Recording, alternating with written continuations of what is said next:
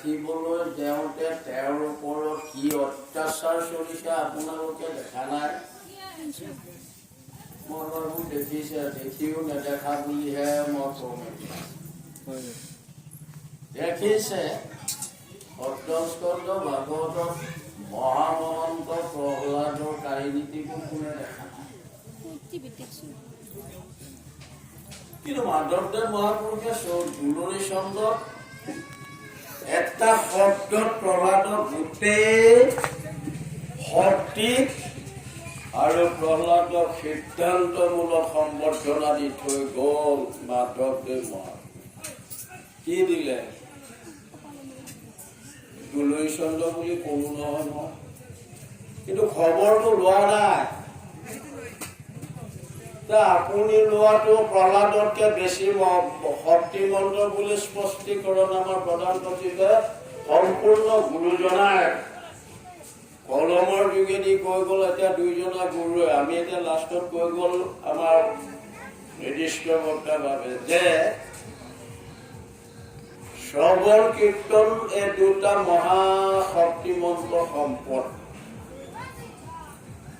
তাৰে উদাহৰণ মই কলো যে মাধৱদেৱ মহাপুৰুষে সপ্তস্কন্ধ ভাগৱতৰ প্ৰহ্লাদৰ কাহিনীটো এটা পদত শেষ কৰিছে। কি? প্ৰায় মাজে সময়ে ক'ৰবাত ঠেকা ঠিকলি পালেহে গাই হবলা দেই, নহ'লে এনেকে নেগায়। কেনেকে? হিৰণ্যকশিপ প্ৰহ্লাদ পুত্ৰক নানান দুৰ্গতি দিলা। গাইছে হ'ব পায়। হৰি নাম মহাকবজ প্ৰভাৱে তাৰ ললৰিলা। কথা নে বিচাৰো? হিৰণ্যকশিপুৰ পুতেক বৰ মৰমৰ প্ৰহ্লাদ এনেকুৱা শাস্তি দিছে যিটো শাস্তিয়ে প্ৰহ্লাদক কি দিছে মোৰ গাৰ নোম তাল তাল হৈ যায়। কেনেকে শাস্তিটো কেনেকে আহিছে দেখিছে?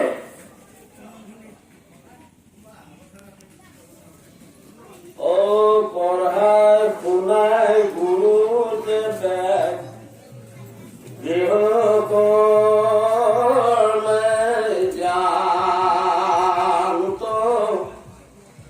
দত্ত শিশু সবক মাতিয়া শিখান্ত।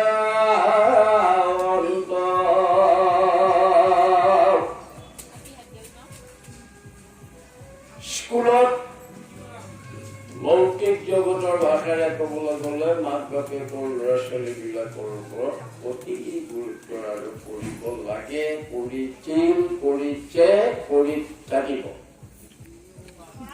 এইটো দায়িত্ব। এই দায়িত্বটো আমাৰ প্ৰহ্লাদৰ হিৰণ্যকশিপুৰে কাৰ ঘৰত পৰা নাই। কি দিয়ে প্ৰহ্লাদে? দয়াৰে প্ৰহ্লাদে দেৱ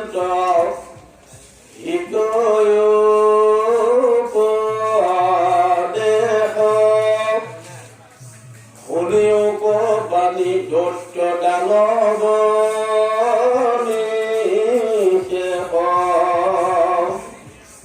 প্ৰভুসকল। আমাৰ সচিবে দত্ত শিশুসকলৰ কথা অকমান ইংগিত দি গ'ল। লৌকিক জগতৰ চলিত কৰ্মৰাজিৰ যোগেদি দি গ'ল। আপোনালোকে কি খবৰ ৰাখিছে? মানে খবৰ মানে মানুহে নাই। এয়ানো এখন জিলাৰ পৰিৱেশ নে? তাতকে দুৰ্ভাগ্য মোৰ কিবা হ'ব পাৰে নে?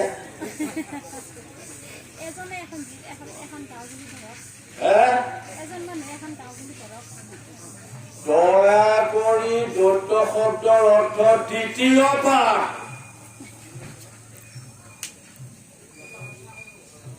কাৰণ কিয় কৈছো জানে? নকলো হয়, মাধৱদেৱে মহাপুৰুষে কৈছে মোৰ দায়িত্বটো বোলে আধ্যাত্মিক উপাচাৰ্য। কিন্তু আজি কাৰ্যসূচীখন চবে চাইছে আজি মোক দিয়া ভাওটো মোৰ এখনৰ কৌটো ইপিঠি সিপিঠি গোটেই পিঠিতে নাই তাৰমানে ইপিঠি সিপিঠি মানুহৰ পিঠি মানে গোটেই পিঠিতে নাই সেইকাৰণে ভিতৰত আছে কতো কোনো নেদেখা কৰি কোনো নেদেখা কৰি ভিতৰত আছে আচ্ছা তো এইকাৰণে দিছে জানে দৈত্য কথাটো দৈত্যসকলৰ কথাটো প্ৰহ্লাদে নামানে এইকাৰণে নামানে বক্তব্যটো সামান্য ব্যক্তিৰ নহয় শংকৰদেৱসকলৰ দৈত্যবাদ লিখিছে দৈত্যবাদ শব্দৰ্থ দ্বিতীয়বাদ আমাৰ পশ্চিমে গোটেই কথাখিনি ভাবিছে মই নাজানো আচ্ছা ইমান সৰু কথা বুলি নাভাব যে মাধৱদেৱে একেবাৰে শ্বৰ্টকে লিখি দিলে যে হিৰণ্যকশিপু প্ৰহ্লাদ পুত্ৰ দুৰ্গতি দিলা হৰি নাম মহাকবজ প্ৰভাৱে তাৰ নোম নলৰি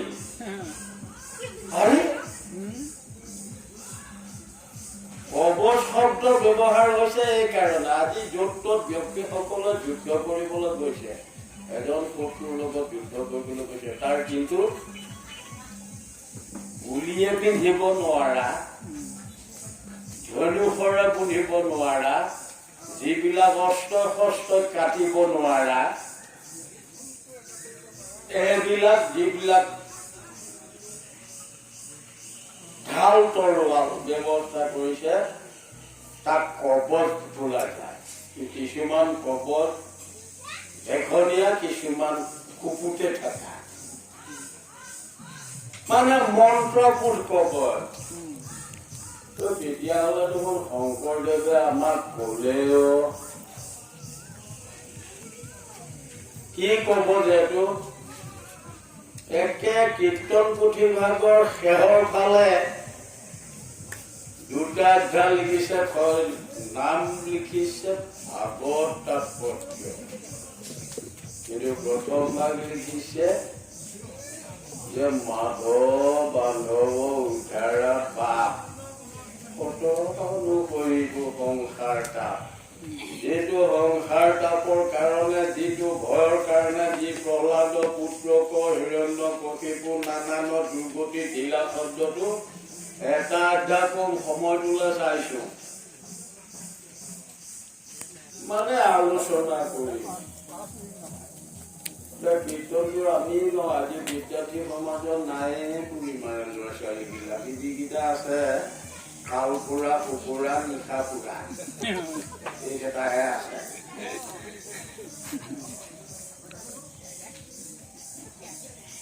ঘোষাটো লিখিছে কি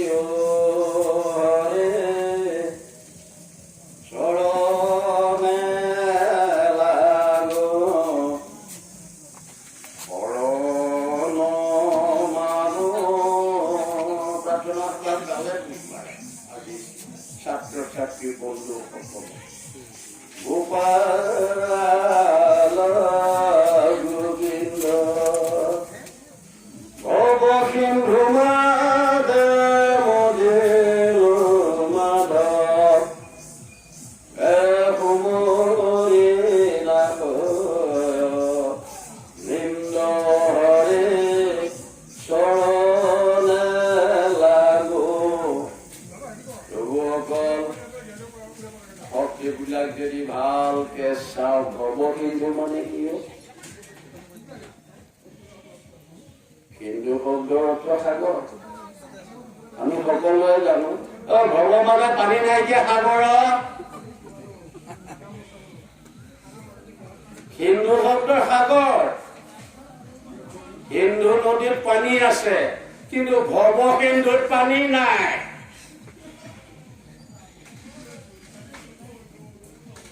সেইকাৰণে তাৰ পাৰো নাই মই নাই কোৱা দেই ভৱ সিন্ধুৰ পানী নাই সিন্ধু মিন সাগৰ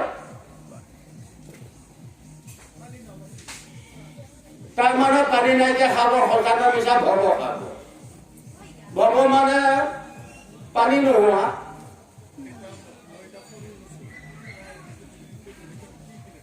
কেনেকুৱাত পৰিছো জানে মাধৱদেৱ মহাপুৰুষে মই এতিয়া প্ৰহ্লাদৰ চৰিত্ৰটো সপ্তম স্কন্ধত কোৱাই নাই কৈছোহে অকমান কিন্তু তাৰ বুলি কোৱাগেই নাই মাধৱদেৱ মহাপুৰুষে লেচাৰী ছন্দটি আৰম্ভ কৰোতে তাত খবৰ দিছে কি অপাৰ সংসাৰ হিন্দু আৰু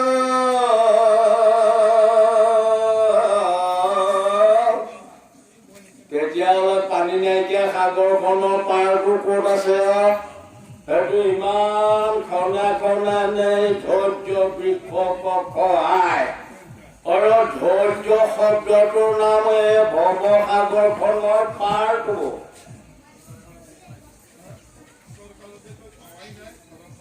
এইকাৰণে অকমান চিঞৰিছো কাৰণ মোৰ বোলে ভাওটোৰ নাম আধ্যাত্মিক উপাসনা মই আধ্যাত্মিক দিশৰ কথা কবই কাৰণ অকণমান মই যিকণ পাইছো সেইকাৰণে লিখিছে অসম্ভাৰ পাৰ বিষ্ণুকে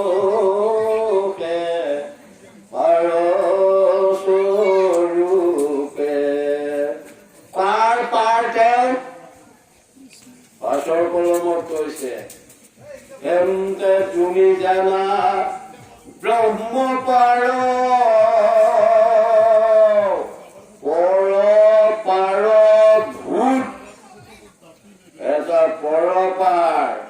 এটা ভূত পাৰ আগৰটো ব্ৰহ্ম পাৰ তিনিটা পাৰ আছে পানী নাইকিয়া সাগৰখনৰ তিনিটা পাৰ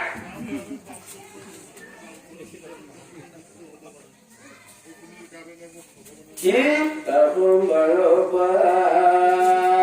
বিষ্ণুকে পাৰ স্বৰূপে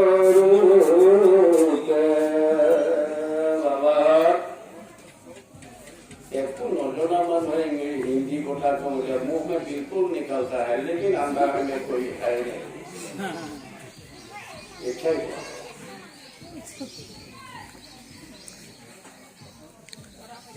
এতিয়া চাও কিমান কষ্ট এক্ষৰণ ৰাখিবলে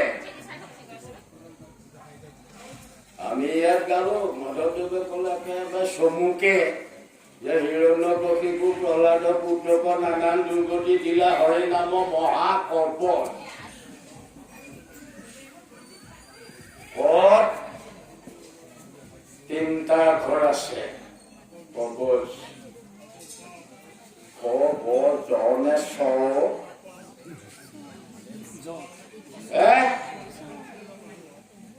মই দুটাকে কওঁ আৰু কবচটো বৰ নহয় অৰ্থ আছে কবচ আজি শিক্ষিত প্ৰজন্মই ভাল গৱেষণা কৰাৰ প্ৰয়োজন আছে কৰ অৰ্থ এই দুটা আখৰ মাধৱদেৱ মহাপুৰুষে কি কৈছে চাব দেই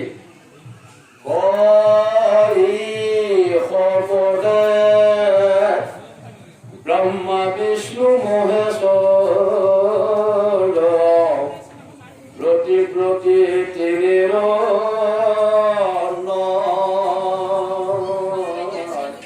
এইটো কোন পদে নাৰায়ণে তিনি পুৱা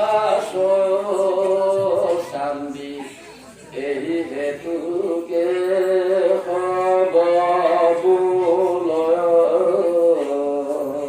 তেতিয়াহ'লে মই কথাটো কি কৰিলো খুব ধুনীয়া কোনটো ভাল আঠৰাখন লৈছো পিতাজীৰ সমাজে প্ৰাৰ্থনা কৰিছো অসমীয়া কথা কেইটা বুজি নোপোৱা এনেকুৱা অভাৱ থাকে এইটো কোনো উৰ্দু ভাষাত নাই হিন্দীত নাই সংস্কৃতত নাই ইংৰাজীত নাই ইমান সুললিত ভাষাৰে গুৰুজনাই দিয়াত স্বত্তেও আজি আমি গন্ধ দেখিব দেই প্ৰহ্লাদে কি কৰিছে যদি সংস্কৃত দেৱ ভাষাত থাকিলে ভাগৱতখন তেতিয়া মইতো হাহাকাৰ লাগি গ'ল আজি লোকজগতৰ ভাষাৰে যদি কওঁ গৰু আগত বজাইটো পাৰি গৰুৱে কোনে কি মোৰ চুকাৰি এনেকুৱা হ'ল হয় তাৰমানে সংস্কৃত নাজানো, হিন্দী নাজানো, ইংলিছ নাজানো, অশিক্ষিত মানুহ আমি। কিন্তু মাধৱদেৱ শংকৰদেৱে কৈছে, সত্যমতে কৈছে, ভক্তি কৰিবলৈ ব্ৰাহ্মণ জন্ম নালাগে, ভক্তি কৰিবলৈ দেৱতা জন্ম নালাগে, ঈশ্বৰক জানিবলৈ, ঈশ্বৰৰ নাম লবলৈ কোনো মহন্ত বা কিবা কিবি হব নালাগে। স্পষ্টীকৰণ শংকৰদেৱে কৈ গৈছে। নালাগে ভক্তিত দেৱ দ্বিতীয় নলাগে সমৃত শাস্ত্ৰ বিস্তৰ জানিবে। নালাগে। কি লাগে? তপ জপ যজ্ঞ দান অসবে বিলম্বন, কেৱল ভক্তিতে কৃষ্ণ হৃদ নাৰায়ণ। তেতিয়াহ'লে ভক্তি মানে কি? মই যদি প্ৰশ্ন কৰো, হৰণ ললে, ভজন ললে, সৰুখন ললে, বৰখন ললে, আৰু কেইবাখনো ললে, কিন্তু ভক্তি মানে কি কেতিয়াও এই পৰ্যন্ত খবৰ পৰা নাই আমাৰ বিশেষ স্থানত থকা সকলে। যদি তপজপ যজ্ঞদান সবে বিলম্বন কেৱল ভক্তিতে তুষ্ট হন্ত নাৰায়ণ। ভক্তি মানে কি মই জানাৰ প্ৰয়োজন নাই নেকি? আছে নে নাই? যদি আছে, কি আছে? তেতিয়াহ'লে আমি মোক সুধিলেও নোৱাৰো, দীপেন পাঠকক সুধিলেও নোৱাৰা, কিন্তু আমি এটাকেইটা একে কথা সুধি বা আৰু আমাৰ উপেন ডেকা ইয়াত থকাকেইটা, ওচৰত থকাকেইটা বা আৰু দিলীপকো সুধিম। খাৰা হৈ আছে ওচৰত, নামটো জানো, কিন্তু ভক্তি মানে কি তাক নাজানো। তাক সুধিম এতিয়া। তেতিয়াহ'লে আমাৰ যিজন ভক্তিৰ চূড়ান্ত পৰ্যায় সিদ্ধান্ত ব্যক্তিৰ নাম মূৰ্তি বুলি এজন ব্যক্তিক ঘোষণা কৰি থৈ গ'ল নিৰ্দিষ্ট বক্তাৰ ভাষণত। ভক্তি মানে কি মই মোৰ নিজৰ ভাষাৰে নকয়, মাধৱদেৱৰ ভাষাৰে ৰিলে কৰি কৈছো। মই কি ৰাম নাম ভূপতি হৰি হৰি নাহি ভক্তি ৰাম নাম হম ৰাম ৰাম। গাইছো মানে এইভাৱে অৱশ্যে লাষ্টত আমাৰ সচিব বাবে কোৱা কথাখিনি তথাপি মই তাৰ শব্দৰ ওপৰতহে মোৰ মানে ভাষণ প্লাছ মন্তব্য। মোৰ ভাষণ দিবলৈও নাই, মন্তব্য দিবলৈও নাই। দুজনা গুৰুৱে ভাষণো দি থৈছে, মন্তব্যও দি থৈছে। মই উলিয়াইহে দিব লাগে। উলিয়াই দিবলৈতো মই থোৱা নাই, কিন্তু খবৰেই নাই। গুৰু হ'ল গভাই, সাধু হ'ল চোৰ, ভকত হ'ল ভাণ্ডকী, উপায় এৰাল মোৰ। এতিয়া এনেকুৱা হৈছে, উদাহৰণ দিলো, আজিতো এখন মস্ত পালনাম, জিলা পালনাম, এটা দুখৰ বিষয়। সচিব বাবে 1.5 ঘণ্টা সময় ক'লে, প্ৰায় 2 ঘণ্টা পালনামৰ সম্পৰ্কে বুজাই দিলে।